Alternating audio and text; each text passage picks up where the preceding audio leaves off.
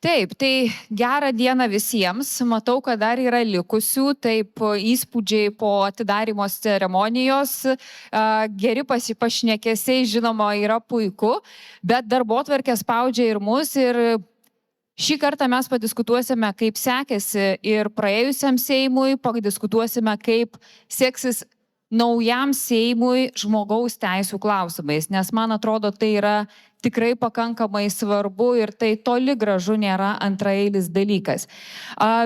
Keletas tokių techninių remarkų, noriu visus dalyvius informuoti, jog vėliau internete šios konferencijos, šio forumo visi įrašai bus talpinami. Tai nenoriu riboti jūsų žodžio laisvės, bet tiesiog pagalvokite, ar tikrai norite internete girdėti savo necenzūrinę leksiką. Tai čia ateičiai, jeigu kalbėsite ir užduosite klausimus. Ir iš tikrųjų norėčiau pasakyti, kad mes turėsime 75 minutės. Aš bent jau 10 norėčiau palikti jūsų klausytojų klausimams, kuriuos galėsite užduoti mūsų diskusijos dalyviams. Tai tam tikri techniniai dalykai turbūt išspręsti, yra pakankamai aiškus.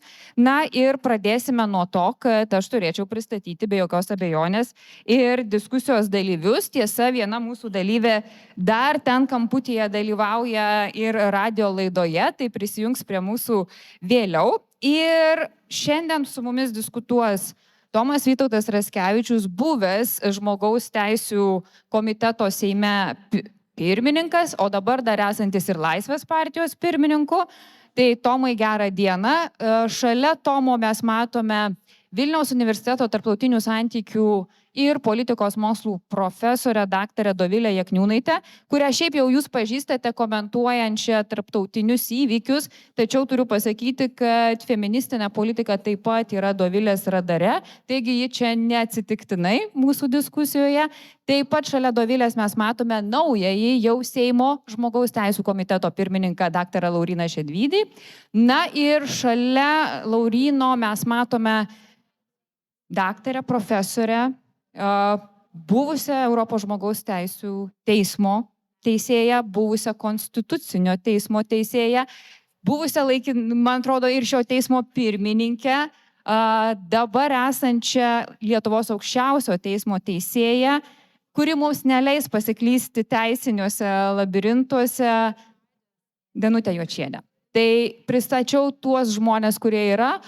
Ten mūsų dar laukia Lietuvos žmogaus teisų centro vadovė Jūratė Juškaitė, kuri kai tik tai galės prisijungs prie diskusijos. Tai Tomai, gal pradėkime ir nuo to. Lietuva iš tikrųjų beveik 30 metų turi konvenciją, kuri garantuoja žmogaus teisės, laisvės. Mes turime konvenciją, kuri skirta būtent panaikinimui diskriminacijos įvairių formų prieš moteris. Ir šitą jau minės 20-metį Lietuvoje. Kaip vis dėlto jūs įvertinotumėte mūsų padėtį? Nes jeigu pažiūrėtume Human Rights indeksą, mes ten neatrodome taip pat gerai, kaip pavyzdžiui atrodo ta pati Estija. Ir net neatrodome taip gerai, kaip atrodo mūsų kaimynė Latvija. Ir aišku, suprantu, indeksai, jie turi savo tam tikrus niuansus, galima ginčytis dėl metodikos, bet taip yra. Ir kai kurie indeksai taip pat mūsų kiti nedžiugina. Kur yra šuo pakastas, kitaip tariant, kur reikia priimti pagrindinius tam tikrus sprendimus, ko mums trūksta, kad mes tuose indeksuose pakiltume aukščiau, o pavyzdžiui, kai kuriuose indeksuose pasiektume net ES vidurkį, kurio dar nesiekėme. Dėkoju, Rima, kai klausėt apie Europos žmogaus teisų konvenciją, pagalvojau, kad iš tiesų 95 metais ratifikuota, tai jau beveik 30 metų, kai Lietuvoje. Ir esmė yra tikriausiai ne tame, kad ne konvencijos keičia visuomenę ar priimti įstatymai, bet visuomenė keičiasi kartu su priimtais ratifikuotomis konvencijomis ar įstatymais. Tai jeigu reflektuojant apskritai, kas vyko praėjusios kadencijos metu, nuo 20 metų, tai žmogaus teisės buvo labai aiškiai išreikšta viešosios politikos darbotvarkės ir visuomenės diskusijų objektas. Tai man, reflektuojant tą procesą, iš tiesų labai įkvepia viltingai, kad iš tiesų šitie klausimai visuomenė yra svarbus, jie yra politiški klausimai ir ilgainiui dėl jų pavyks susitarti. dabar Lietuva iš tiesų, lyginant su kitomis, net jau su kaimininėmis valstybėmis, tam tikrais klausimais atsilieka. Bet aišku, visą laiką priklauso nuo mūsų perspektyvos, su kuo mes lyginamės. Aišku, norėtume, kad tai atrodytume žmogaus teisų apsaugos prasme taip, kaip atrodo Skandinavijos šalis, taip, kaip atrodo Vakarų Europos šalis. Na, bet jeigu Lietuvą lyginsime su bet kuria iš rytų valstybių, tai Lietuva iš tiesų yra padariusi įspūdingą pažangą per tuos pačius 30 metų. Ką reikia keisti ir kam reikia skirti dėmesio, tai iš tiesų socioekonominių, ekonominių teisų užtikrinimas panašu, kad bus ateinančios Seimo daugumos prioritetas, bet skiriant dėmesio tikrai labai svarbiems socioekonominės politikos aspektams, kad visi žmonės galėtų naudotis, užtikrinti savo orumą naudodamėsi ekonominio progreso valstybėje judėjimo į priekį, svarbu padaryti taip, kad ir tos visuomenės grupės, kurios negali pilnai dalyvauti visuomenės gyvenime, todėl, kad susiduria su tam tikromis institucinėmis kliūtimis, taip pat būtų pastebėtos. Čia svarbu ir žmonių su negale situacija, čia svarbu ir LGBT žmonių ir šeimų situacija, čia svarbu ir moterų situacija. Tai tie politikos prioritetai, apie kuriuos net nebejoju šiandien kalbėsim, turi išlikti ir toliau, o galbūt per ateinančius kelius metus atsiras ir naujų temų, kurios dar nebuvo politiškai aptartos ir diskutuotos. Taip, mes šį turime jau ir Jūraitę, tai kadangi tik tai jau į kėdę, tai aš ir su klausimu, kad čia nebūtų laiko atsipalaiduoti. Mano irgi klausimas bus truputėlį pratęsiant, ką kalbėjo Tomas. Jūratė, būtent apie tai, kokių konkrečiai mums reikia šiandien sprendimų ir kuriuose srityse žmogaus teisų srityse mums labiausiai skauda, nes aš čia ir paminėjau, kad yra nemažai indeksų kaip Human Rights ir kiti indeksai, kur mes neatrodome net taip gerai, kaip jau atrodo Latvija arba Estija. Pačiai ir stebinčiai nuolat procesą, esančiai žmogaus teisų centro vadove, kur yra tos mūsų skaudžiausios vietos šiandien, kur mes turime iš tikrųjų net tas neišspręstas problemas, kurios mums neleidžia atrodyti taip gerai, kaip galbūt mes norėtume žmogaus teisų klausimais. Tai ačiū už klausimą ir ačiū už tokį spartų įtraukimą į diskusiją. Čia lengva nebus. Bandžiau išgirsti, ką Tomas prieš tai kalbėjo ir pabandysiu šiek tiek atliepti. Pirmiausia, tai aišku, negrožio konkursas tai yra ir ar Lietuva gražiai ar negražiai atrodo, iš esmės man nėra tiek svarbu, labiau yra svarbu, ar ne, kaip mes funkcionuojam ir kaip mūsų visuomenė gali gyventi, arba skirtingi visuomenės nariai gali gyventi, arba ne taip patogiai gyventi ir su mažiau teisų Lietuvoje. Bet ir dar šiek tiek galvojant apie, ką skauda labiausiai, aš visada sakau, kad jūs dabar man pasakykit, ar skauda labiau mušamai moteriai, ar skauda labiau žmogui, kuris gyvena galbūt nepritaikytose namuose ir negali iš tų namų visiškai išeiti, ar ne, dėl negalios. Tai tas skaudėjimas arba tas aktualumas tų problemų yra individualus ir jos visos yra svarbios. Bet kalbant apie politinę darbotvarkę ir apie tos klausimus, kuriuos galbūt būtų galima šiek tiek paprasčiau išspręsti, nes negalios klausimai, pavyzdžiui, yra paprastai labai kompleksiniai ir jie reikalauja ir daug investicijų. Ir dažnai tos klausimus galbūt jiems nėra tiek politinio pasipriešinimo, kiek reikalingos investicijos yra. Bet kalbant apie tos, sakykime, kabutėse, sakau, paprastesnius klausimus, tai aišku, mes tą darbotvarkę tokią gana labai aiškiai ir matoma turim. Girdėjau, kad žmogaus teisų komiteto pirmininkas labai teigiamai yra nusiteikęs dėl Romuvos. Labai džiaugiuosi tą girdėdama ir tikiuosi, kad ši religinė bendruomenė gaus valstybės statusą. Tai yra ir byla pralaimėta Europos žmogaus teisų teisme. Bet aišku, kiti tokie du aštresnieji klausimai, kurių tikrai neišvengiam ir neišvengsim, tai yra tos pačios lyties šeimų pripažinimas arba partnerystės klausimas. Na ir taip pat turbūt visi vakar pasiskaitėt, koks asmuo gali būti kandidatas į aplinkos ministrus. Ir mane tiesą pasakius šokiravo pats faktas, kad asmuo turintis tokią praeitį, tai yra smurto praeitį, smurto prieš moteris praeitį yra galimai siūlomas yra tarp kandidatų į ministrus, į aplinkos ministrus. Ir tai matyti vis dėlto rodo, kad problemų supratimo apie smurtą prieš moteris mūsų visuomenį tikrai esama, kad apskritai tokia mintis kilo, ar ne, į tokį politinį postą pasiūlyti. Tai čia yra kitas mūsų darbotvarkės klausimas, kurį aš vadinu Stambulo konvencija ir Stambulo konvencijos pilnas perkelimas. Žinoma, iš valdančiosios koalicijos girdisi alternatyvi idėja. Tai yra ES direktyvos dėl smurto prieš moteris ir smurto artimoje aplinkoje perkelimo. Tai tikrai, manau, atneštų daug gerų dalykų į mūsų padangę šituo konkrečiai klausimu, bet aišku, ta direktyva yra siauresnė negu Stambulo konvencija. Tai tą reikia irgi pasakyti ir įvardinti. Taip, tai dar matyti irgi truputėlį ir pavertinsime tuos teisinius dokumentus, bet dar vis nesulaukiam, bent jau mačiau, kad dar valanda nepilna likusi iki naujausio mūsų lygybės, ar ne, Aigės indekso paskelbimo, tai irgi telefone tas laikas tiksi, bet galim ir nesulaukti.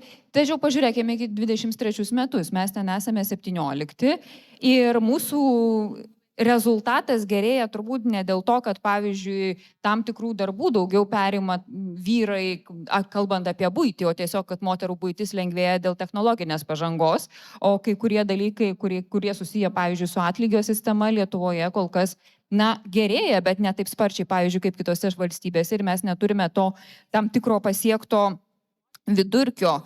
Ar galime čia identifikuoti nors kelis, rimtesnius galimus sprendimus, ko mums trūksta, būtent kalbant apie tą Aigės tyrimą, kas čia yra su mumis blogai ir kur irgi yra tos pačios problemiškiausios vietos. Ir Laurynai, jūs kaip tik kalbėjote būtent ir įžanginėje diskusijoje apie moterų teisės lygybės klausimą, kaip jūs vertinate mūsų būtent situaciją šitu aspektu, nes beje dar prieisim prie to ir vyriausybės programoje tam yra labai nemažai dėmesio skirta. Mes turėtume suprast, kad kiek liečia pajamų nelygybės klausimus, mes gyvenam labai specifiniai visuomeniai, kada profesijos, kai kurios yra profesijos ar sektoriai yra pririšti prie lyties. Šiais laikais gal tas nesijaučia, bet mano istorijos dėstytojas, kuris dėstė apie sovietinį periodą, pasakojo tą tokią anekdotą, kad skyrėsi advokatai ir teisėjai sovietmečių. Tam tikrų periodų buvo skirtingos lyties. Kodėl? Niekas to paaiškinti negalėjo. Kodėl ties tam tikrų periodų advokatas buvo moteris, teisėjai vyrai. Vėliau tas dalykas keitėsi.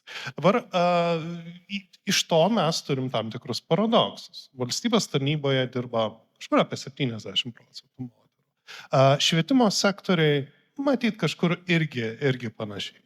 Viešosios, iš to mes gaunam tam tikrus paradoksus. Viešosios investicijos į tam tikrus sektorius, reiškia, mažina nelygybę, jeigu tose sektoriuose didėja atlyginimai. Čia yra grinai statistinis žaismas. Dėl to, kad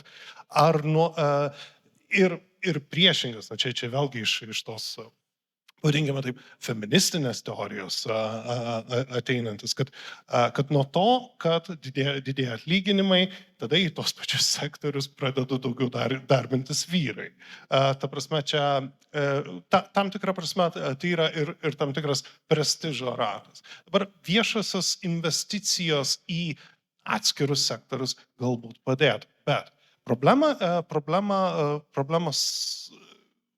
aš norėčiau dar problematizuoti šitą dalyką. Yra labai pakankamai nemažai mes kalbame apie atlyginimų viešinimą, kiek liečia tam tikrus daugiausiai profesionalų vadybininkų klasės darbus, jeigu taip rimtai, nes tiesiog mėlyno apykaklių darbuose tai taip stipriai nežaidžia.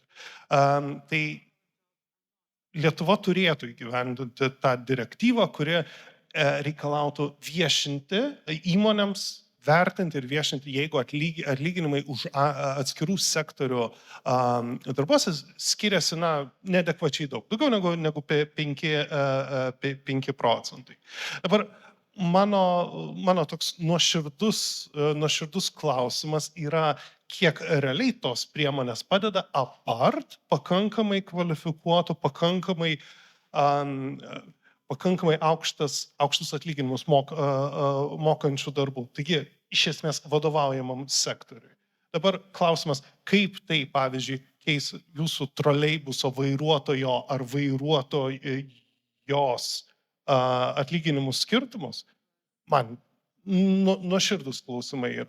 Todėl, kai mes kalbam tom tokiam iš dalies abstrakcijom, man vieną klausimą į priekį norisi eiti. Ką tai palies? Nes tai, kad tai palies, tarkim, vadovaujančius darbus, viskas su to gerai. Bet einant žemiau, man kyla daug klausimų.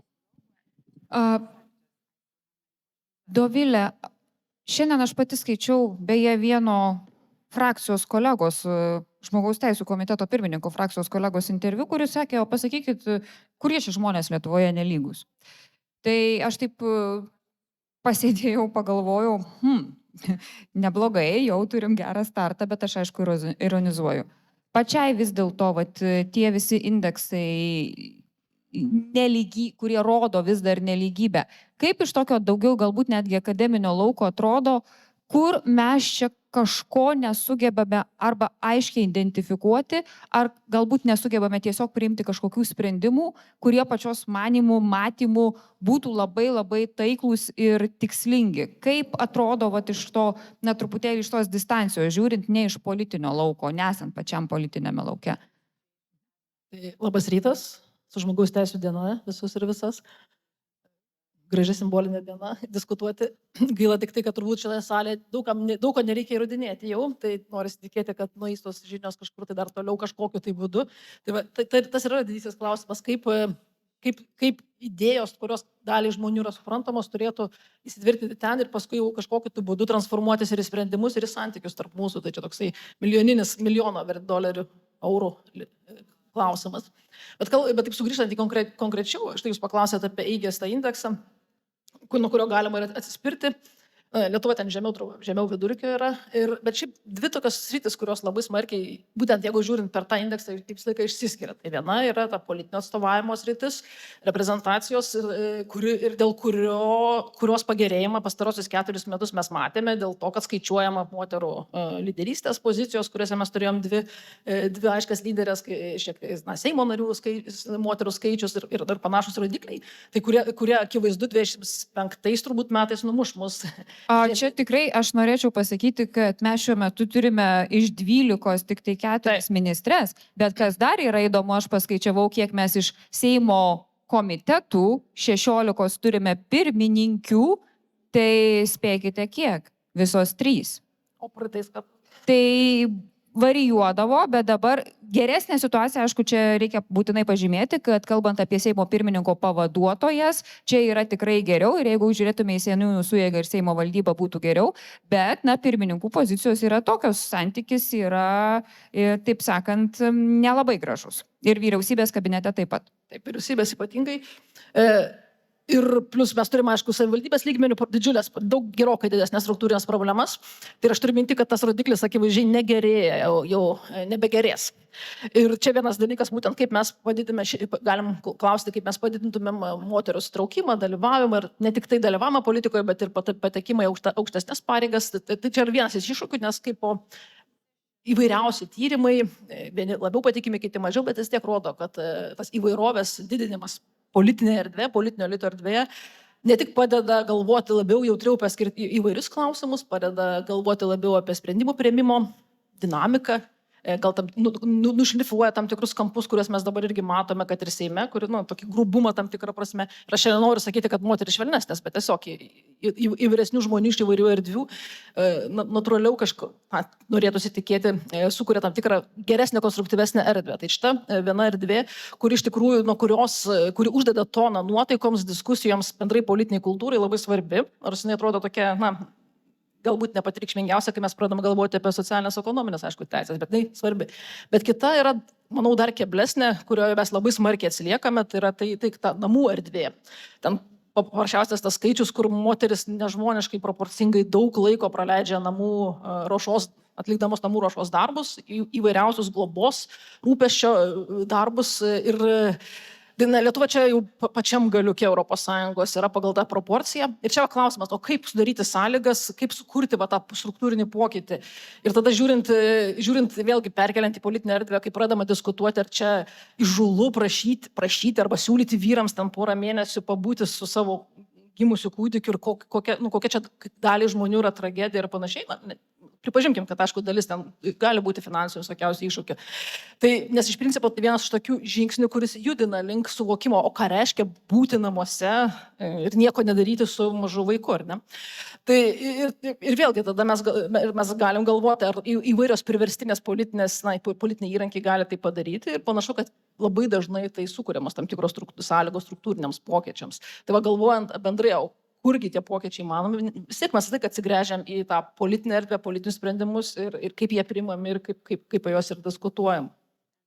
Dovilė, dar iš tokio politologinio, galbūt labiau kampo, nes mes matėm čia jau ir dabar politinių kalbų tokių labai, sakyčiau, keistų, kur net tai nesupranti, ar diskutuoti reikia, ar darbus daryti reikia, ir nesupranti, o kodėl prieš tai nebuvo galima balsuoti už tuos teisės aktų projektus, dabar kažkodėl jau už kažką balsuos, kai valdžia pasikeitė.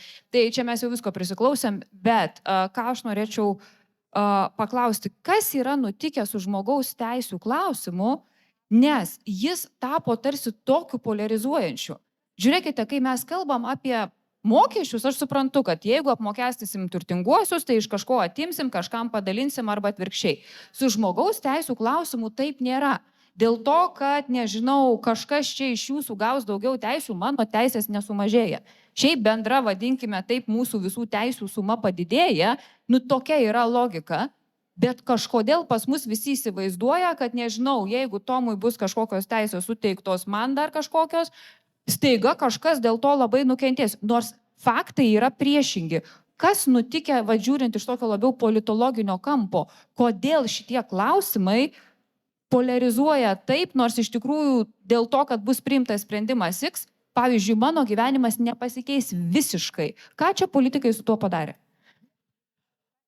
Tai tokios, jeigu taip žiūrint, tris tokias priežastis, matau dvi tokias giluminės, viena tokia paviršutinė, kuri gal lengviausiai išsprendžiama, gal ir sunkiausiai. Taip, tos giluminės kalbant, tai žmogaus teisės, aišku, visi galvoja taip kaip universaliai, ne, kad visiems jos yra. Tai maždaug tai teisė balsuoti, teisė į laisvą žodį, teisė į laisvą žiniasklaidą, kuri mūsų teisė į nepriklausomą teisėsaugą, tai čia visiems, ar ne? Tai daugiau mažiau mes dėl šito, daugiau mažiau problemų neturim, ar ne? Tai mes kai pradedam galvoti, tai žmogus, kuris žiūri pasaulį ir sako, universaliai viskas štai užtikrinta, ar ne? Tada mes kitą žingsnį žengiam ir galvojam apie žmonės, kurie nėra vien centre, kurie yra pakraščiuose, kurie pakraščiuose yra galbūt dėl tam tikrų prietarų, dėl tam tikrų išankstinių ten įsitikinimų, kaip, pavyzdžiui, ten gali būti LGBT žmonės arba žmonės su kitokia odos spalva arba kilmė kokia nors. Ir tada didžiai dalį žmonių, tai paraštėse žmonės dažniausiai užima kiekybiškai mažesnę vietą ir tada tu daug mažiau apie juos galvoji. Tai čia viena iš priežasčių, kodėl būtent mažumų arba mažesnių grupių, silpnesnių grupių teisių užtikrinimas atsilieka, nes tiesiog žmonėms nėra taip aktualu, kaip, pavyzdžiui, visiems kartu eiti balsuoti. Ne? Pavyzdžiui, tai viena iš to mažesnė grupė mažiau dėmesio. Antras, aišku, dalykas yra, kad kai pradeda vykti pokyčiai pradeda vykti, dalis žmonių pradeda jaustis nesaugiai, dėl skirtingų visokiausių priežasčių. Galbūt tai štai atsiranda mano darbe daug daugiau, štai man ten 50 metų, mano darbe staiga aplink jaunas vien moteris, kurios daugiau mažiau daro tą patį darbą kaip aš, ir staiga aš per daug labiau pradedu jaustis nesaugiai ir tada atsiranda irgi visokiausios paaiškinimai, kurie neracionalūs. Ne? Tai čia tas pokyčio virsmas irgi sukuria tam tikras atoveiksmius. Bet tada mes pridam prie tos trečiosios priežasties ir tos liūdnosios, kad būtent tokie yra sentimentai, kurie egzistuoja, kurie vyksta dėl struktūrinių visuomenės pokyčių, kurie natūraliai, bet kurie istoriniam laikotarpiu jos galima atrasti, yra politinė grupė žmonių, kurios tai išnaudoja tai savo tikslais. Ir dalis galbūt ir nuoširdžiai galvodami, kad čia nesąmonė, kad čia atsiras tualetas, kuriame nebus pažymėti tam tikri ženkliukai ir pasaulis sugrius nuo to, bet dalis žmonių tiesiog išnaudoja, politikų išnaudoja žmonių baimės ir nerimą savo tikslais, galbūt nespręsdami, jeigu politinėje valdžioje tu esi, tai galbūt tada nesprendė kitų problemų, ne politinė, ekonominės, kilimo klausimų, nes daug lengviau koncentruotis ten, arba opozicijoje irgi daug lengviau mobilizuoti, gąsdinti būtent per tokias temas, negu kad galvoti apie struktūrinius kažkokius pokyčius. Tai mano matymas toks. Taip, tikrai čia tam tikra prasme toks keblus klausimas, nes tiesiog supranti, kad už to slypi galbūt netgi daug manipuliatyvių dalykų. Ir manipuliatyviai kartais kalba politikai, kalbant ir apie teisės tam tikrus dalykus. Aš jau čia žiūriu į profesorę Danutę Jočienę, nes žiūrėkim, turim tarkime ir dėl Stambulo konvencijos konstitucinio teismo pasisakymą, bet politikai vėl jį ignoruoja. Dabar lygiai taip pat mes turime, tarkime, civilinės sąjungos projektą ir taip pat girdime pasakymus jau politikų, aišku, iš jų matyti vertinimo taško, kad čia prieštarauja mūsų konstitucijai. Ir tarsi tas mitas sukurtas, kad čia viskas viskam prieštarauja, nors dėl Stambulo konvencijos turim aišku pasisakymą. Kaip iš tikrųjų yra? Ar tikrai galima sakyti, kad, politikai labai aiškiai laikosi tos konstitucijos raidės, ar vis dėlto čia daugiau spekulacijų? Koks jūsų yra matymas, ypač, sakyčiau, dėl to vis dar darbotvarkėje neaišku, ar dar esančio, ar būsiančio civilinės sąjungos projekto. Kaip vertinti jo santykį su konstitucija? Nes čia dėl šeimos taip pat konstitucinis teismas yra šiek tiek pasisakęs, tai sudėkite taškus, kad neklaidžiotume, arba galbūt kai kurie kiti neklaidžiotų tais klystkeliais. Labą dieną, ačiū labai už pakvietimą dalyvauti šitoje diskusijoje ir aš labai nuoširdžiai sveikinu visus su Tarptautinė žmogaus teisų diena. Ir aišku, man, kaip ir dėstytojai, labiausiai malonu matyti mano studentus, net užsieniečius, kurių vieną kitą pamačiau salėje. Dabar, aišku, dėl jūsų klausimo, turbūt jie atsakyti gali tik patys parlamentarai, kokie yra jų vieni ar kiti argumentai. Tačiau, sakykime, reikėtų turbūt labai paprastai pasakyti. Mes iš tikrųjų šiandien diskusijose, tiek, sakykime, įžanginėje dalyje, tiek ir dabar mes pamirštame vieną patį turbūt svarbiausią mūsų dokumentą, tai yra mūsų konstitucija. Tai yra jau 1992 metais priimta Lietuvos Respublikos konstitucija, kurią mes laikom aukščiausiai teise, iš esmės įtvirtina visus tos pačius principus, kurie yra įtvirtinti visose europiniuose aktuose. Tai mes turim tiek visų žmonių nediskriminavimo principą, visų žmonių lygybės principą, pagarbą žmogaus orumui, privataus gyvenimo apsaugą ir panašiai. Tai mano supratimu, į visas šitas konstitucinės vertybės mes galim įdėti visas, sakykime, tas europinės vertybės ir jas ginti net ir nacionaliniu lygmeniu. Todėl priešinti, sakykime, nei europinių dokumentų, nei, sakykime, mūsų konstitucijos tikrai negalima. Nes Konstitucinis teismas savo oficialioje doktrinoje labai aiškiai yra pabrėžęs tokius kelis fundamentalius principus, kurie, mano supratimu, irgi yra pamirštami Lietuvoje. Tai visų pirma, Konstitucinis ką sako? Konstitucinis teismas sako, kad Konstitucija negarantuoja žemesnių standartų negu europiniai dokumentai. Tai mes šiuo atveju galim kalbėti tiek apie Europos žmogaus teisų konvenciją, tiek apie Stambulo konvenciją ir visus kitus aktus. Ką dar sako Konstitucinis teismas? Tai sako, kad Konstitucija gina platesnės teises netgi negu europiniai aktai. Tai vėlgi, kaip aš ir sakiau, priešinti šitų dviejų, sakykime, sistemų, nacionalinės ir europinės, tikrai jokių būdų nereikia, nes ta, kaip aš sakau, ta konstitucinė apsauga net ir yra platesnė pagal konstituciją, negu garantuoja europiniai aktai.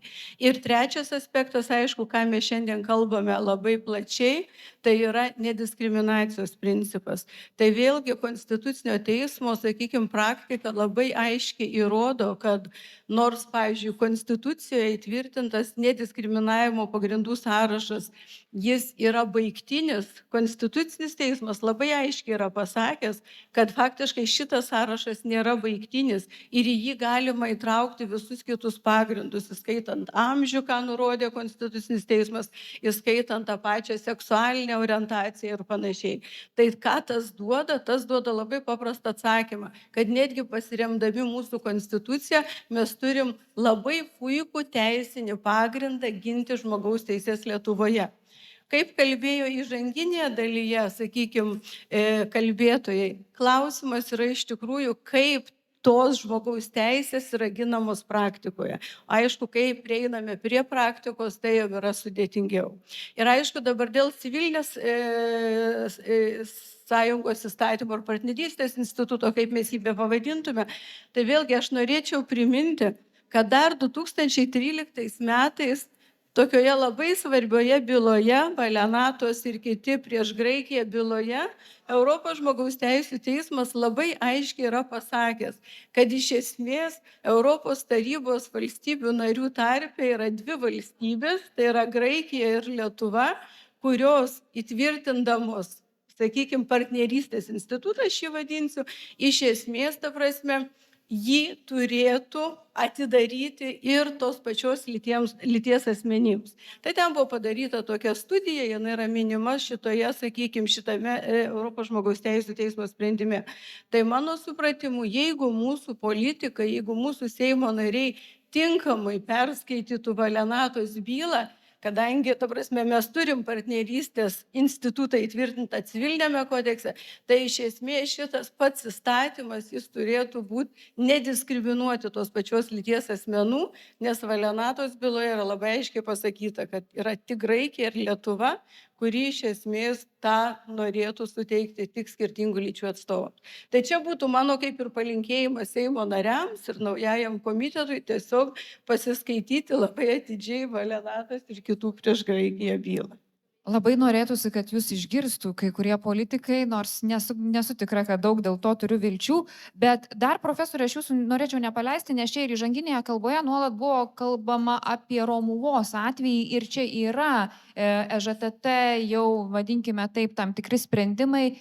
Kaip jūs matote, mes čia tam tikras klaidas padarėm, panašu, kad iš Lauryno jau komentarų apie tai, kad jau Seime juda projektai, lyg ir yra tos klaidos, bet kokias pamokas turėtume iš to svarbiausias išmokti? Tai visų pirma, čia vėlgi aš norėčiau truputį plačiau pakalbėti, labai trumpai, kad vėlgi nereikia, sakykime, priešinti šitų dviejų bylų. Tai yra bylos, kuri buvo Konstitucinėme teisme ir Europos žmogaus teisų teismo bylos. Nes labai dažnai iš viešųjų diskusijų girdima, kad, sakykime, tos vėlgi dvi pusės yra kaip ir priešinamos viena kitai. Iš tikrųjų, Konstitucinėme teisme buvo sprendžiamas terminų klausimas, tik tai yra ar 25 metai religinėms bendrijoms kreiptis dėl valstybės pripažinimo, joms suteikimo, tai yra pradėti iš esmės procedūrą, neprieštarauja Konstitucijai ir Konstitucinis teismas atsakė, kad neprieštarauja 25 metai. Kas už to slėpėsi, vėlgi, kas nežino, Seimo narių tarpe, ir naujas pirmininkas sėdi, galbūt nebeprasidės, tikėkim, tokios diskusijos, buvo pasiūlymai pratęsti šitą terminą ten ir iki 70, ir iki 100 metų ir panašiai. Ir aišku, to pasiekoje buvo kreiptasi į Konstitucinį teismą su ta mintimi, kad galbūt 25 metai yra per mažai, tai, sakykime, atitinkamai religiniai bendrijai ar organizacijai užsitarnauti toje valstybėje pagarbą, užsitarnauti pasitikėjimą, ką, sako, pati Konstitucija reikalauja būtent to ir panašiai. Tai čia, sakykime, yra šitas aspektas. Kitas aspektas, ką Konstitucinis teismas pripažino prieštaraujančių Konstitucijai, tai buvo 10 metų terminas pakartotinai kreiptis religiniai bendrijai, nes tikrai Konstitucinis teismas nepamatė jokios, sakykime, argumentacijos, jokio pagrindo nustatyti tokį ilgą terminą pakartotiniam kreipimuisi. Ir kaip mes žinome, šita problema jau yra išspręsta, Seimas yra pataisęs, sakykime, šitą nustatytą ilgą terminą. Europos žmogaus teisų teismas šitoje byloje jau sprendė patį pripažinimo aspektą ir ką pasakė Europos žmogaus teisų teismas, jis pasakė taip, kad taip, tai yra valstybės, aišku, laisvė pripažinti vieną ar kitą religiją, tai yra procedūra, kokia numatyta, kas yra labai svarbu, kad ta procedūra turi būti nediskriminacinė, jinai negali diskriminuoti tam tikrų religinių bendrijų. Kita vertus, ką pasakė Konstitucinis teismas, čia jau yra ir, sakykime, mano žodžiai naujajam žmogaus teisų komiteto pirmininkui, tai labai aiškiai Europos žmogaus teisų teismas pasakė, kad valstybė, šiuo atveju mūsų Seimas, atsisakydami pripažinti, turi nurodyti labai argumentuotus ir aiškius, svarius pagrindus, argumentus, kuo remiantis jie atsisako tai padaryti. Tai tikėkim, kad, ta prasme, vėlgi šitas bus įgyvendinta, o galbūt to neprireiks, aš linkėčiau, kad, aišku, ta Romuva būtų, sakykime, pripažinta. Ta prasme, daugiau turbūt šiuo metu nelabai ką ir galėčiau pakomentuoti. Vėlgi, aišku, dar čia galima, sakykime, prisiminti konstitucinę doktriną. Vėlgi, oficialioje konstitucinėje doktrinoje yra labai aiškiai išvystytas toks Seimo nario laisvo mandato principas. Vėlgi, turbūt gaila, kad čia Seimo narių netiek daug ir sėdi, jie turbūt nelabai gal ir prisimena, ypač nauji Seimo nariai, gal ir nelabai žino šitą principą, bet šitas principas pagal oficialiąją konstitucinę doktriną reiškia, kad Seimo nariai nėra visiškai laisvi balsuodami. Nesvarbu, kad jie turi visus įgaliojimus suteiktus priimti įstatymus pagal konstituciją, bet Seimo nariai balsuodami, priimdami vieną ar kitą aktą, jie privalo elgtis pagal konstituciją ir pagal įstatymus. Taigi, nors jis vadinasi laisvas Seimo nario mandato principas, jis iš esmės įpareigoja Seimo narį vėlgi gerbti konstituciją, gerbti įstatymus ir tuo pačiu gerbti ir tuos pačius tarptautinius įsipareigojimus, nes tai yra Lietuvos pareiga juos įvykdyti. Na, norint balsuoti pagal konstituciją, jie reikia būti skaičius, bet, taip jau turėtų būti, bet ne visada tai būna. Grįžtu jau prie Jūratės. Vis dėlto, Jūratė, labai trumpai, jeigu reikėtų iš šono įvertinti praėjusios kadencijos pagrindinius darbus, kelis, kurie galėjo prisidėti prie žmogaus teisų stiprinimo, ką pasakytumėte? Nes aišku, čia dabar aš matau, kad čia daug kalbėjo, tik tai nieko nedarė ir iš viso dar čia visus sukiršino, yra ir toks naratyvas. Kaip pačiai atrodo? Ar vis dėlto čia buvo padaryta ir kas buvo padaryta, ką galėtumėte išskirti? Aš gal dar į profesorės pasisakymą šiek tiek sureaguosiu pajuokaudama, kad dėkim Stambulo konvenciją į Seimo darbotvarkę ir tie Seimo nariai, kurie balsuoja prieš konvencijos ratifikavimą, galėtų būti pripažinti šiurkščiai pažeidę konstituciją, ar ne? Bet čia jau juokai juokais, o kalbant apie praėjusią kadenciją, tai taip, yra tikrai daug kritikos ir aš dar šiek tiek pasakysiu kritinį žodį, kad migracijos klausimas tikrai buvo netinkamai spręstas ir manau, kad šitas klausimas yra vienas grubiausių žmogaus teisų pažeidimų, kurį yra įvykdžiusi Lietuvos valstybė, šito atveju ir vyriausybė, ir Seimo nariai, kurie balsavo už ir palaikė tam tikrus sprendimus. Tai tikrai tą noriu pasakyti ir manau, kad tą svarbu yra įvardinti. Kita vertus, žvelgiant į praėjusią kadenciją, mes vis dėlto turim atsiminti, pavyzdžiui, tokį klausimą kaip W raidės, ar ne? Kiek šitas klausimas buvo sprendžiamas Lietuvoje? 20, turbūt praktiškai 30 metų, ar ne? 35 metai kitais metais Lietuvos nepriklausomybėje, tai praktiškai visus nepriklausomybės metus šitas klausimas buvo sprendžiamas ir nebuvo išspręstas iki praėjusios kadencijos. Tai čia, manau, yra didelis pliusas, tuo labiau, kad to klausimo sprendimas rodo ir tą paradoksą, ar ne, kad kol klausimas yra politiniai darbotvarkiai, visi verda, daužosi, trankosi, pykstasi, mušasi ir taip toliau. Klausimas įspręstas, čia sėdinti žmonės jau nebeatsimena, kad tas klausimas buvo apskritai darbotvarkiai. Ir taip pat aš noriu pasakyti, kad iš mano žiūros taško atrodo vis dėlto svarbus ir smurto artimoje aplinkoje įstatymo pakeitimai. Tai yra apsaugos nuo smurto artimoje aplinkoje orderio įvedimas, kuris numato, kad asmuo įtariamas šiuo atveju ne visai žodis tinka, bet kai yra aplinkybių galinčių leisti manyti, kad yra smurtaujama. Asmeniui administracinė tvarka, tai yra ne teismas, ne supaprastinta tvarka, policija gali nurodyti pasišalinti iš gyvenamosios vietos 15 parų. Tai yra labai svarbu.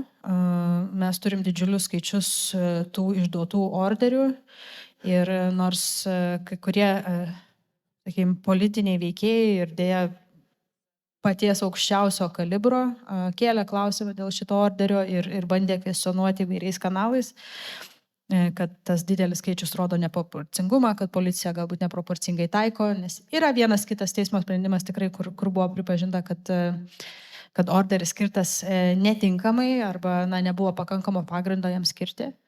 Ta dalis sudaro nedidelį žinomą skaičių, bet aš manau, kad tarp tų tūkstančių išduotų orderių yra ne viena išsaugota gyvybė. Ir ne viena moteris, kuri šiandien iki šiol yra gyva. Tai manau, kad šitie klausimai, man žvelgiant į praėjusią 4 metų kadenciją, atrodo reikšmingiausi turbūt. Na taip, viena gyvybė jau yra labai labai daug. Tomai, neklausiu apie buvusią kadenciją, nes vis tiek pačiam save komentuoti gal nėra taip paprasta, bet... Gal įdomiausia, kaip tik. Ne, tai čia pasigirsim, čia kažką padarysim, bet aišku, aš noriu pažiūrėti ir į ateitį, turbūt tai yra labai dar svarbu. Kaip atrodo dabartinė vyriausybės programa, taip, ten skirta nedaug vietos žmogaus teisų klausimams, sakyčiau, netgi labai nedaug, bet dėl to, ką galėtumėte išskirti, kas pačiam atrodo tikslinga, reikalinga, o ko galbūt pasigėdote? Tai perskaičius vyriausybės programą, žmogaus teisės yra išskirtos į atskirą dalį, daugiausia ten dėmesio yra skiriama lyčių lygybei, žmogaus teisų organizacijų ir institucijų veiklai, ir epizodiškai užsimena apie neapykantos prevenciją skirtingų visuomenės grupės atžvilgių. Tai ant popieriaus kaip ir yra, ar ne? Dabar man atrodo, kad šiek tiek šitame etape dar yra galbūt netaktiška ir netiška komentuoti ateinančios Seimo daugumos laikyseną žmogaus teisų klausimais, nes vis tiek tai dar yra tokia, kaip sakyt, polaroidinė nuotrauka, kuri jau padaryta, bet dar tikrasis jos turinys neišaiškėjęs. Ir tikriausiai šiandien 11:30 Seimas turėtų balsuoti jau dėl Romuvos klausimo, tai tik tai išleiskim pirmininką, kad jis spėtų pabalsuoti, bet tai jau bus pirmieji ar ne požymiai, kaip dėliojasi ta bendra dėlionė, tai tiesiog tikriausiai reikia palaukti dar sprendimų. Tik tai šitoje vietoje reikia pasakyti, kad tas skirtis yra aiški, ar ne, yra keletas frakcijų, kurios yra apskritai paskelbusios tokį kryžiaus žygį už tradicinės vertybės, tai panašu, kad jau jos tų sprendimų nepalaikys, o visose kitose frakcijose yra diametraliai priešingų nuomonių išsakoma žmogaus teisų klausimais. Tai čia tiesiog vėl matyt bus, kaip aritmetiškai susidėlios ta dauguma, ar jinai susidėlios į sprendimus lemiančią pusę, ar į sprendimams kelią užkirtančią pusę.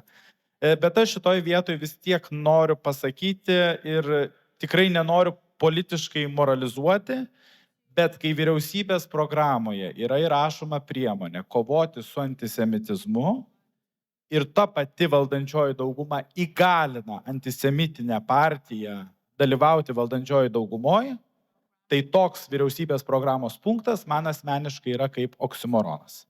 Nes tu įsipareigoji su kažkuo kovoti, kas savo paties rankomis visuomenėje įgalina. Ir apie tai buvo daug kalbėta, vyko tam tikri mitingai ir protestai prie Mažvydo bibliotekos. Bet man svarbu pasakyti, kad tai, kas įvyko vakar, kai yra siūlomas į vyriausybę sudėti žmogus galimai susijęs su smurto artimoje aplinkoje problematika, rodo, kad mes tą raudoną liniją po truputėlį stumėme pirmin. Iš pradžių antisemitizmas, dabar legitimizuojam smurtą prieš moteris ir mergaitės.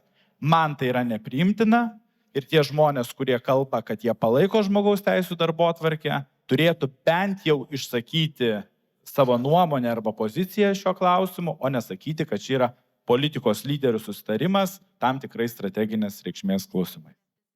Na, nežinau, kiek aš čia galiu tą savo trigrašį įkišti, bet aš prisipažinsiu, mane nelabai tai stebina. Jeigu tam tikroje aplinkoje yra, pavyzdžiui, psichologinis ir žodinis smurtas norma, tai jeigu tai yra daroma diena dienon, ir aš galiu pasakyti, kad labai švelniai tariant, nelengva yra tai pakelti, tai kodėl mus stebina, kad fizinis smurtas irgi yra norma kažkam.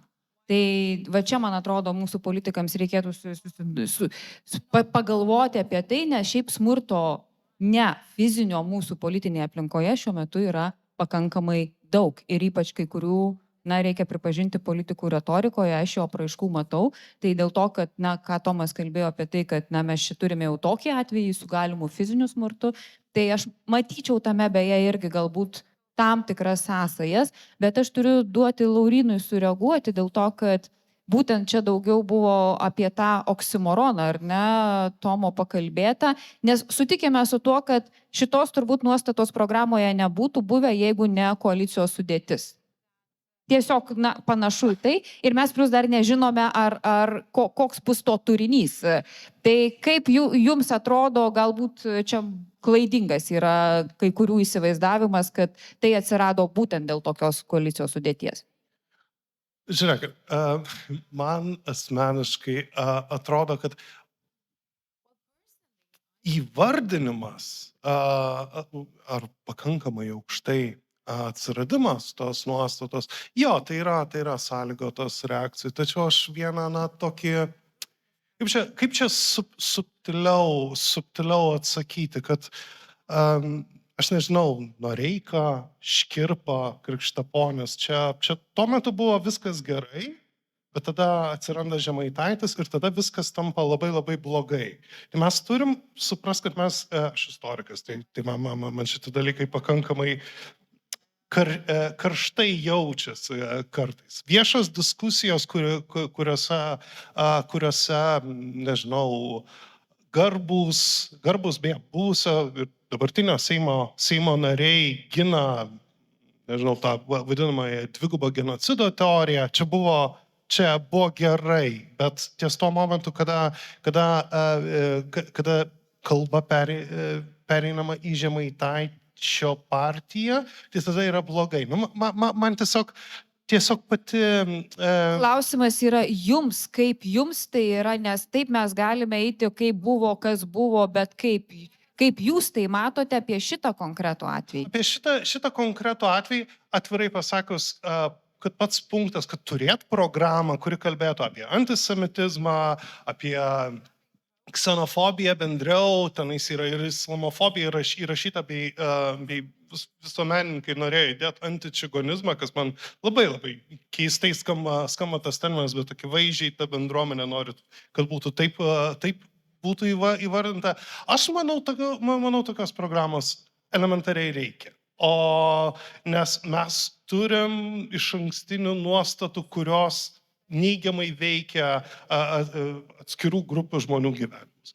Dabar, jeigu jūs norit mano nuostatos dėl Nemuno aušros, tikrai netobula jėga ir tikrai netobulas lyderis.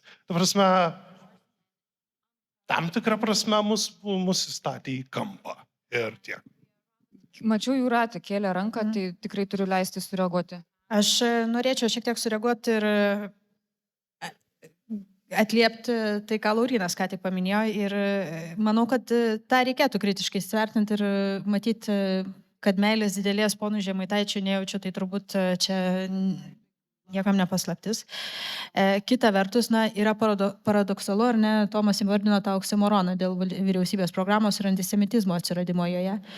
Bet tada žiūriu iki praėjusius 4 metus ir jeigu jūs paklaustumėt Fainos Kuklianski, kiek kartų įkėlė klausimą dėl plano kovai su antisemitizmu parengimo Lietuvos vyriausybės lygmenių, tai jo nėra, jo nebuvo praėjusią kadenciją. Ir va čia yra tas politinis kontekstas, kurį, manau, yra svarbu įvertinti, nes taip, man atrodo, kad tai yra atsakas vis dėlto tam tikras antisemitizmo aiškus išskirimas ir ten yra antisemitizmas, nesakykime, rasizmas arba neįvardintos kitos formos, tas pats antičigonizmas, bet antisemitizmas. Faktas tai yra reakcija į Žemaitaičio įtraukimą. Kita vertus, sakau, to klausimo, kuris praėjusius 4 metus buvo keliamas, jis nebuvo išspręstas. Dabar žiūrime į pono Žemaitaičio pasisakymus, jie švelniai tariant yra neokiai, taip labai švelniai tariant neokiai. Ir tada žiūrime į pono Kasčiūno pasisakymus ir man prieš veidą iššoka tas vaizdelis, kuris yra migrantų prieimimo sulaikymo centre ir kuris rėkia ant migrantų necenzūriniais žodžiais. Man atminty yra užsifiksavę ir jo pasisakymai apie tai, kaip iš tų kultūrų tie žmonės atvažiuojantis nevertina savo vaikų. Ir yra tiesos, kad ponas Kasčiūnas, nepaisant viso šitos politinės praeities ir visų tų aktyvių dalykų, jau net nekalbant apie jo 20 metų istoriją, jis tapo ne tik ministru, bet matyt labai aiškiai pretenduoja ir tapti vienos didžiausios politinės jėgos vadovu, lyderiu. Ne? Tai aš manau, kad tiek ta 4 metų praėjusi situacija, tiek dabartinė situacija yra abi problemiškos. Ir jas abi reikia įvardinti ir apie jas abi reikia kalbėti. Nes dabar mes turim kelias politinės jėgas, kurios sako, mes esame moraliai švarūs, pažangus ir visokie kitokie. Ir taip ten tikrai yra daug žmonių, su kuriais per praėjusią kadenciją ir ėjom, ir kalbėjomės, ir tie žmonės palaikė žmogaus teisų sprendimus, palaikius dalykus. Viskas yra ok. Bet, žiūrėkim, kritiškai įsivertinkim vis dėlto ir tai, kas buvo praėjusius 4 metus, ir tai, kas yra dabar. Laurinai, tik tai 2 sekundės. Įvyko balsavimas dėl Romuvos, pirmam 71 balsas yra jau svarstame, Tai jau vieną gerą sprendimą turim dėl punkto apie antisemitizmą ir kovą su ksenofobija. Aš tikiuosi, kad jis užsipildys turiniu, nes savaime jis tikrai nėra netikslingas, jis yra kaip tik labai tikslingas. Tai to tikimės ir kad įvairaus apskritai turbūt ir smurto apraiškų visomis formomis bus mažiau. Bet Dovilė, aš vėl dar noriu truputėlį prie programos. Yra toks punktas, kad palaikysime laikinasias skatinimo priemonės visose sprendimų priėmimo srityse, tarp jų lyčių kvotas.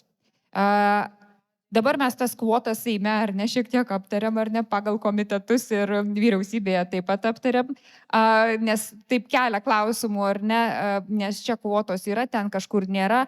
Ar šitas punktas pačiai iš to tokio stebėtojo pozicijos atrodo lengvai gyvendinamas ir ko čia galima tikėtis? Kvotos toks sudėtingas dalykas. Klausimas. Bendrai kvotos padeda trumpuoju laikotarpiu spręsti ilgalaikės struktūrinės problemas. Tai irgi faktas daugiau mažiau. Tik tai klausimas, kaip jos taikomos. Tai vienas dalykas, aišku, ir dažniausiai įstatymo lygmenių nustatytos kvotos sukuria daugiau pasiekmių, geriau jos būtų savanoriškos, pavyzdžiui, kaip ir seniai socialdemokratų partijoje taikomos ir pakankamai savanoriškos ir iš tikrųjų šiek tiek įgalina. Nors rinkėjų balsavimai irgi turi problemų, bet čia kitas dalykas. Bet aišku, jos turi, kaip sakau, bloga reputacija ir blogas įvaizdis. Ir jos, aišku, sukuria žmonėms, tiems, kurių atžvilgių, aišku, šiuo atveju moterų taikomos, jos sukuria irgi nesaugumo tam tikrą nepasitikėjimo savimi jausmą. Tai jos tokios yra dviprasmiškas dalykas, bet aš visą laiką sakau, kad jeigu mes galim transformuoti tą klausimą šiek tiek kitaip. Nesakyti, kad reikia kvotomis mąstyti, bet mes mąstyti daugiau refleksyviau apie tai, kaip mes darome atranką, kaip mes darome, iš ko sudarytos tam tikri paneliai, iš ko sudaryti komitetai, kas vadovauja jiems, kaip sudarytos sąlygos užimti lyderystės pozicijos, ar yra mentorystės programos visokios, jeigu mes kalbam apie verslą arba tam tikras grupės, ar yra sudarytos sąlygos pagaliau motinystėj normaliai derinti tėvystę, motinystę su darbo sąlygomis ir kokiu būdu tai sudaromas. Tai iš principo tai irgi iš tikrųjų yra apie kvotas tam tikrą prasme, tik tai labai taip metaforiškai šnekant, bet iš tikrųjų apie sąlygų sudarimą. Tai kvotos yra gan grubus dalykas, bet jos gali veikti, bet kita vertus vien jos nesuveiks, nes kartais atsiras dar vienas toks reiškinys, kaip angliškai vadinamas tokenizmas, bet tiesiog kaip pro formą mes pakviečiame kažką tai užimti vietą, užimti diskusijos vietą, bet iš tikrųjų taip ir arba nekreipiam dėmesio, ką sako, arba tiesiog ignoruojame tą žmogų priimant sprendimus ir taip toliau. Tai šitai irgi šitai gali spręsti irgi sistemiškesnis prieimas prie problemos.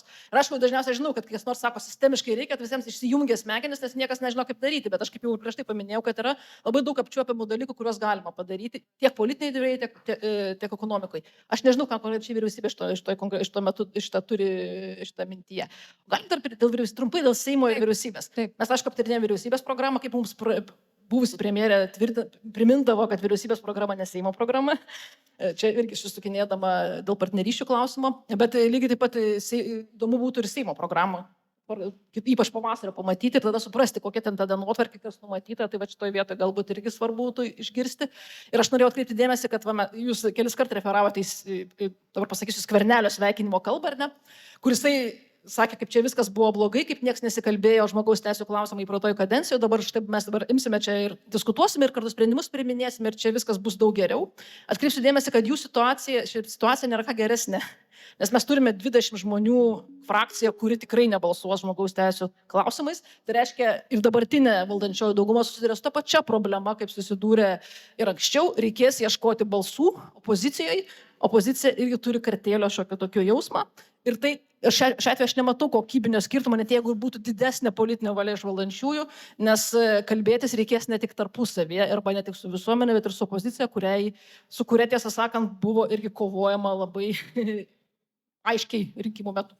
Akivaizdu, kad lengva nebus. Aš tik tai dar norėčiau profesorės Danutės Jočienės truputėlį paklausti, nes programoje taip pat yra punktas apie ES direktyvos perkeliamą, kuri būtent susijusi su kova su smurtu prieš moteris ir apskritai su smurtu artimoje aplinkoje.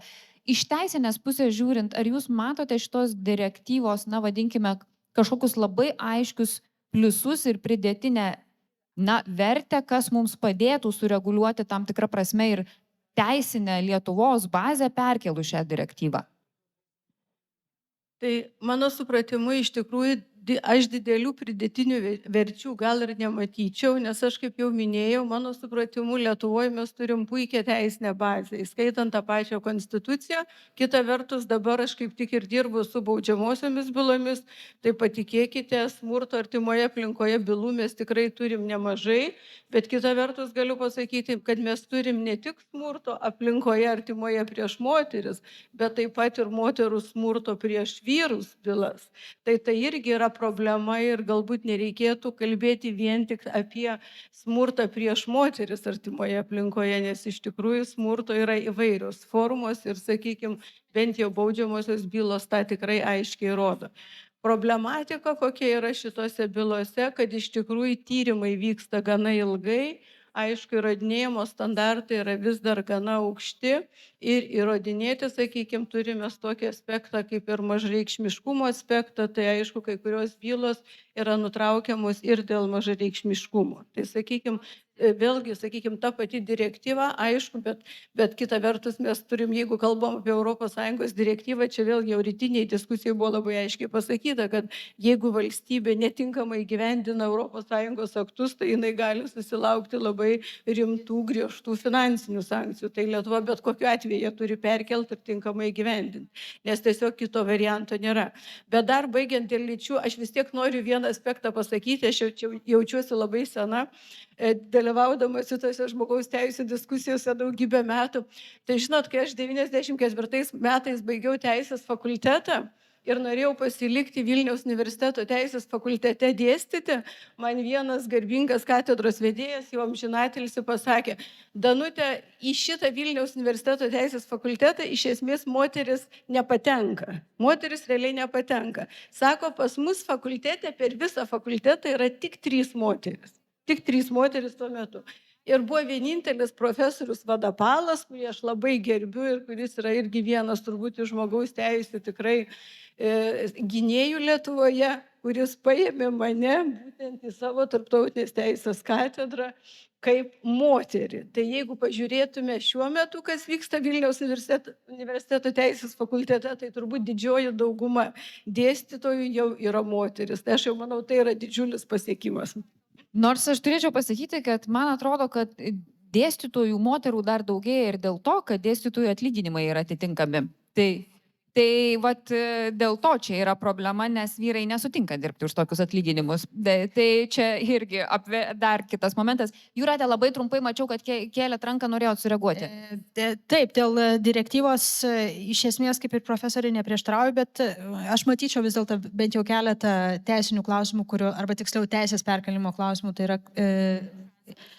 dėl neapykantos, tai yra baudžiamojo kodekso papildymas dėl neapykantos kurstymo lyties pagrindų. Mes matom, ar ne, augančią mizoginiją ir kai kuriais atvejais matom tos neovyrų judėjimus, kurie yra aiškiai iš esmės, kursto neapykantą iš esmės lyties pagrindų ir direktyva tai numato. Ir taip pat manau, kad svarbus toks, galima sakyti, gabalas arba toks čenkas klausimų yra susijusių su smurtu internete. Ir šitas reglamentavimas, aš sakyčiau, kad netgi labai gerai, kad ES šitą klausimą sprendžia direktyvos pagrindų, nes tikrai mūsų gyvenimas virtualėja, mūsų kasdienybė virtualėja, yra persikėlus daug į socialinius tinklus, bet tinkamos teisinės apsaugos, tinkamo reguliavimo mes šitoje vietoje neturim. Tai aš labai tikiuosi ir viliuosi, kad naujoji valdžia į direktyvą nepažiūrės formaliai, bet kad užsidėtų pliusus ir ES nekeltų bylų direktyvos įgyvendinimo, bet vis dėlto padarys svarbias ir esminės reformas. Na taip, tikrai čia labai svarbu, kad mes dėl varnelės to nepadarytume, nes kartais atrodo turime polinkį į šitą klausimą, į šitą procesą, vadinkime taip. Laiko liko mums pakankamai nedaug ir aš norėčiau pasižiūrėti taip. Į vieną punktą norėsiu, kad pakomentuotų kaip naujasis žmogaus teisų komiteto pirmininkas Laurynas ir paskui norėsiu, kad sureaguotų Tomas. Tai vienas iš tų punktų yra, kad skirsime deramą dėmesį kovai su neapykantos nusikaltimais, nukreiptais prieš LGBT asmenis, taip pat su kitomis, ar ne, socialinėmis ir institucinės diskriminacijos šių asmenų atžvilgių formomis ir vykdysime europinius įsipareigojimus dėl diskriminacijos lyties pagrindų. Galite detalizuoti, kaip jūs tai suprantate, nes gana tai yra abstrakčios frazės, vyriausybės programos įgyvendinimo plano dar turbūt iki kovo neturėsime, tai norėčiau paklausti, kaip jūs vis dėlto tai matote, nes kol kas vaizdą susidaryti yra ganėtinai sudėtinga iš to parašymo. Tai, kad labai praktiškai matome apie tai, kad policija ar prokuratūra nepradeda tyrimo, kada užpuolimai ar smurtas yra daromas konkrečiai dėl to, kad užpultas žmogus yra homoseksualus. Šitą dalyką mes pakankamai aiškiai matome. Netgi iš savo aplinkų aš žinau žmonių, kurie tą patyrė. Kur yra kampas, kad šitoj vietoj geras klausimas, ar tai nėra tam tikrų paskatų policijoje ar prokuratūrai padarimas, kad jie kreiptų dėmesį. Taip, be abejonės, jie turi labai ribotą kiekį išteklių, bet šiuo momentu jiems yra paprasčiau nurašyti viską į tiesiog paprastą smurtą, nes išvengs papildomo tyrimo. Tomai, nes išgirdom konkrečią vieną turbūt priemonę, nežinau, ar laukiam daugiau, bet koks paties būtų komentaras, kas yra po šio turiniu? 20 metais Lietuva pralaimėjo Europos žmogaus teisų teisme bylą Beizaras ir Leviskas prieš Lietuvą būtent dėl neapykantos kalbos tyrimų ir iš esmės po tos bylos prokuratūros ir policijos požiūris į tokius nusikaltimus pasikeitė, prasidėjo tyrimai, prasidėjo jų baudžiamasis persekiojimas ir teismų sprendimai ir iš esmės Lietuvos aukščiausio teismo praktika, jurisprudencija šio klausimu yra pakeista į pozityvę pusę. Didžiausias iššūkis, kas išlieka šitame etape, kad bendruomenės, nesvarbu, ar tai būtų LGBT bendruomenė, ar Romų bendruomenė, ar kita bendruomenė, vis dar nesikreipia į teisėsaugą, nes jie nepasitikė ir abejoja proceso efektyvumu ir teisingumu jų atžvilgiu. Tai čia reikėtų galbūt jau ne įstatymų, čia labiau reikėtų tų institucijų darbo su bendruomenėmis, skatinant jų pasitikėjimą. Vienas iš tokio darbo pavyzdys yra policijos pareigūnų, tyrėjų ir prokurorų mokymai, kaip su tomis bendruomenėmis bendrauti ir kaip užtikrinti jų pasitikėjimą. Tai man atrodo, čia yra pagrindinis raktas, kuris yra ne tiek per įstatyminį reguliavimą, kiek per pasitikėjimą vienas kitų. Labai trumpai, nes aš paskui būsiu irgi Blinkevičiūtė, kuri pažadų nevykdo ir neduosiu niekam paklausti iš salės. Tai aš tik trumpas. labai trumpai, čia kaip tik Tomas paminėjo Beisaras ir Levickas bylą prieš Lietuvą, tai vykdant šitą bylą Lietuvos Respublikos generalinė prokuratūra yra priėmusi nuodugnes taisyklės, kaip tirti šitos neapykantos bylas ir ką turėtų daryti prokurorai ir panašiai. Tai būtent dėl šitų pakeistų, sakykime, bylų tyrimo metodikos Lietuva nepralaimėjo kitų bylų ir buvo nenustatyti pažeidimai jo vėlesnėse bylose. Aš tik norėjau pridėti, nes tai yra labai svarbu. Taip, Jūratė, trumpai. Ir vienas sakinys, papildomai, nepaisant visų šitų pakeitimų, Lietuvoje EŽTT yra peticija Europos žmogaus teisų teisme dėl neapykantos nusikaltimo ir atsisakymo pradėti ikiteisminį tyrimą dėl seksualinės orientacijos. Taip, tai aš dabar čia vis tiek turiu suteikti žodį ir taip, mikrofonas jūsų. Sveiki visi, Renata Kuleš iš Jungtinių tautų pabėgėlių agentūros. Tai aišku, suprantama, kokia tema bus mano klausimas. Tai iš tikrųjų, ar pakankamai dėmesio yra pabėgėlių teisėms ir teisė į prieglobstį Lietuvoje ir ar tikrai tie žmonės Lietuvoje yra lygus, tai gal klausimas visiems, bet jeigu bent jau gerbiamam Laurinui ir gerbiamai Danutė Jočieniai. Tai Ačiū. gal tada jums dviems ir duokim, nes tada visai tada išeikvosim laiką kitiems klausimams. Labai trumpai. Dėmesio tikrai nėra pakankamai. Visuomenės požiūris yra klaikus. Ta prasme, būtent problema ne politikai, bet visuomenė, kuri atvira neapykanta praktiškai visiems išskyrus ukrainiečius. Ta prasme, ukrainiečiai dar kaip karo pabėgėliai. Ir dėl šito dalyko priemonės, kurios skatintų geresnį elgesį, daugiau išteklių sutelkimo, mes automatiškai susiduria su didžiuliu pasipriešinimu. Šonuose reikės kažką pabandyti padaryti, bet tai yra turbūt pati sunkiausia. Palyginus LGBT teisės yra labai lengva negu dabar su karo pabėgėliais už Ukrainos. Taip, ir tada trumpas komentaras. Jūsų profesorė, ar turit kažką? Vynas turbūt viską pasakė, aš turbūt net nekomentuosiu, nes sudėtinga tema. Taip, gerai. Ar dar turime klausimų? Taip, matau dar vieną klausimą, žinoma.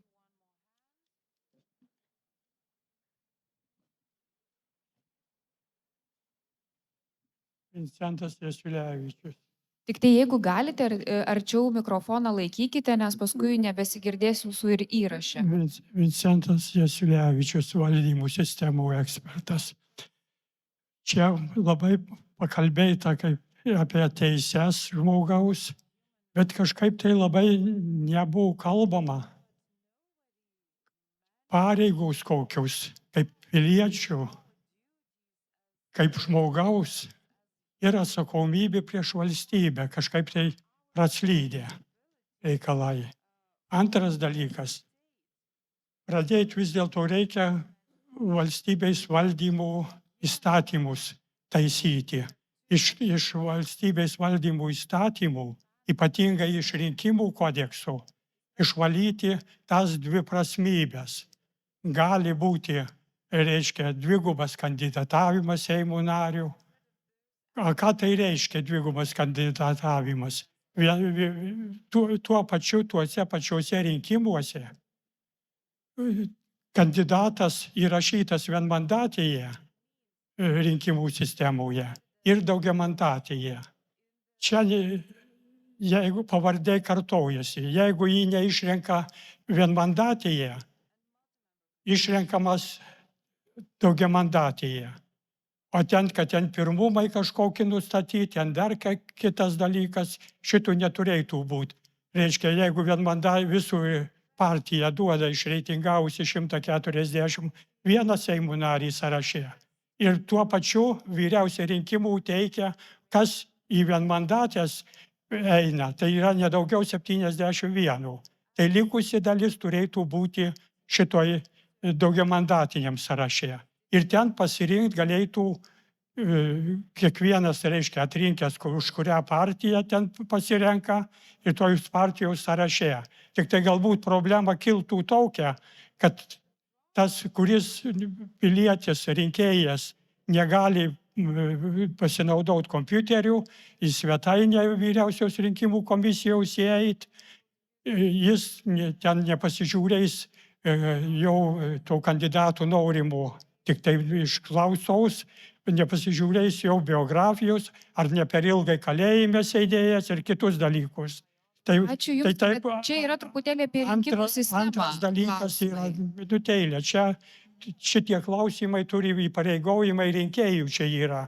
Kadangi mes išrinkom, reiškia, rinkėjai kreipėsi į Seimą, praeitą Seimą daug kartų ir klausimus iškėlė, nustatė, kokį būtinį, apart šitų kasdieninių veiklos Seimų, ypatingi, kurie turėtų būti įtraukti. O apie žmogaus Dabar teisės Seimo klausimą narys vienu kartu tuo pačiu metu neturėtų būti ministru. Ką tai reiškia? Dvigubą keidėjus nei vienur, nei kitur neatlieka. Parlamentinė kontrolė vykdyti Seimas. A kaip gali, kai kolegai blogai, kai dabar pavyzdys Monikos, reiškia, šitų ministrų jau lyg ir netinka, atsisakė, Seimo narių tinka, aukštesniai pareigėjimui tinka. Tai taip, kad reiškia, daugiau kas norės pasižiūrėti tuos įpareigojimus rinkimų, yra šitą Googlėje galėtų susirasti, reiškia, rinkėjų įpareigojimai